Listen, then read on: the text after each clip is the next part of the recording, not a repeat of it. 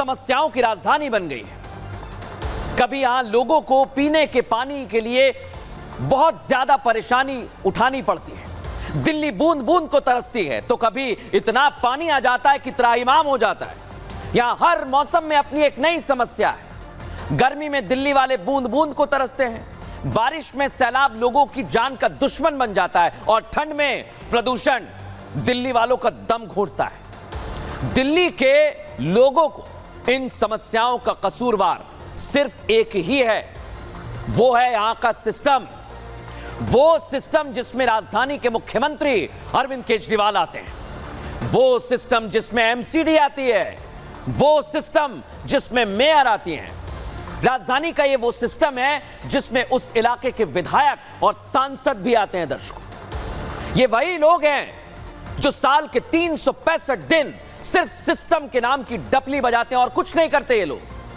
ये लोग 5 साल में एक बार आपके घर की चौखट पर आते हैं वोट मांगने के लिए, और ये वो वक्त होता है जब चुनाव में जीत के लिए आपकी जरूरत होती है इन्हें। लेकिन जब आप इन पर विश्वास करते हैं, इन्हें चुनते हैं, तो ये आपसे मुंह मोड़ लेते हैं। दर्शकों, सोचिए इस बारे में। सीधा सा जवाब इनकी तरफ से सुनाई देता है, आप कौन, हम क्या करें।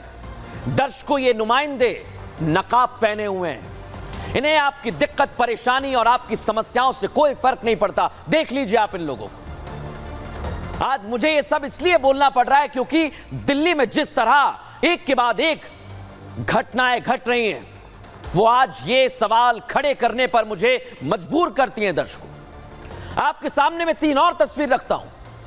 देखिए आप, पहली तस्वीर कल की, हादसा हुआ ओल्ड राजेंद्र नगर में, बेसमेंट के अंदर पानी भर गया, आप सोचिए, और 2 छात्र और 1 छात्र की मौत हो गई। सबसे बड़ा सवाल यही।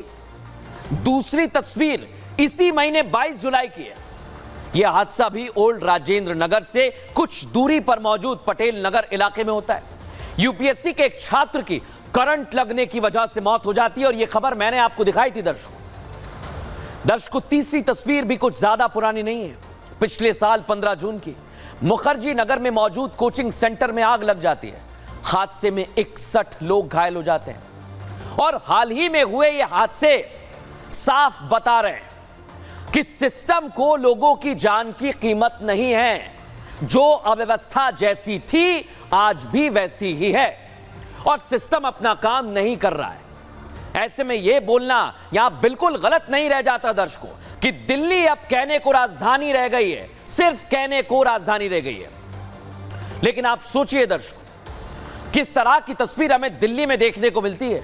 यहां आम आदमी पार्टी ने अभी हाल ही में एमसीडी में बड़ी जीत दर्ज की और दिल्ली की सूरत बदलने का दावा किया था, लेकिन ना तो दिल्ली की सूरत बदली और ना ही एमसीडी के काम करने का तरीका।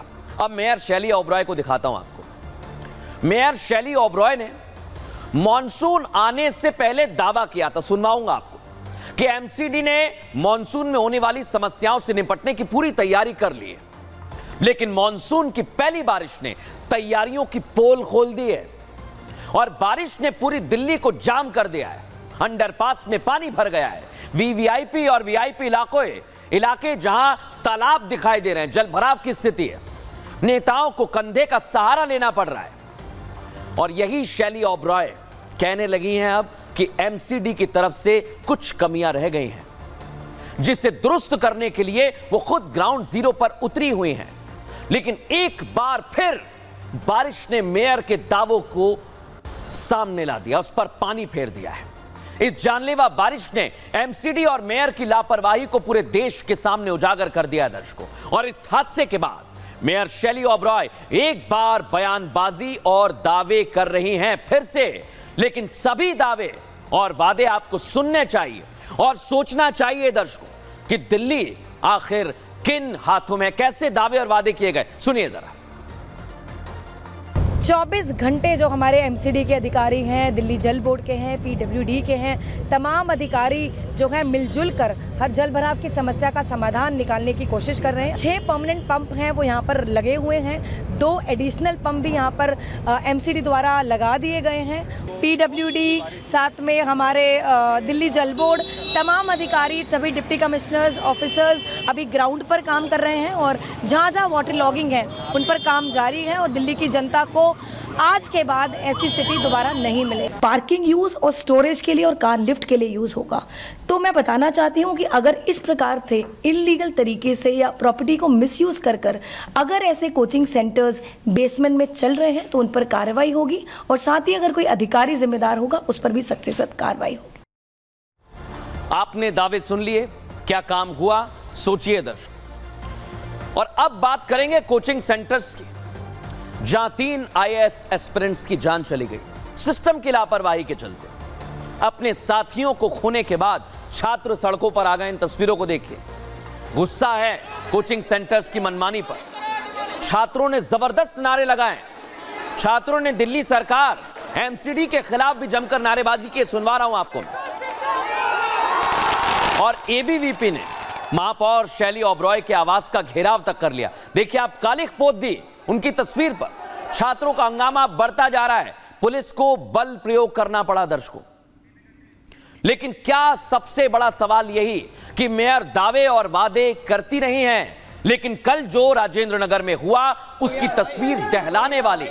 देखिए आप इस तस्वीर को, ये बेसमेंट है -2। आप सोचिए, बारिश के बाद बच्चे फंस गए वहां पर। कोचिंग की लाइफ किस तरह से मुसीबतों से भरी होती है ये देखिए आप। और एकाएक वहां पर लाइट चली गई, सिस्टम फेल हो गया, जिसकी वजह से बेसमेंट में बनी लाइब्रेरी का बायोमेट्रिक जाम हो जाता है दर्शकों। और पानी बेसमेंट में धीरे धीरे बढ़ने लगता है।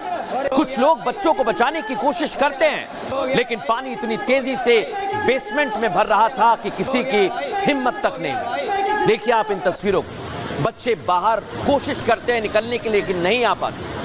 फायर ब्रिगेड की टीम ने ड्रेनेज सिस्टम भी लगाया, लेकिन क्या हुआ, सड़क पर इतना पानी था कि बेसमेंट का पानी बाहर ही नहीं निकल पाया। और पानी को बेसमेंट में भरने से रोका जा सकता था, लेकिन सिस्टम आज फेल हो गया दर्शकों।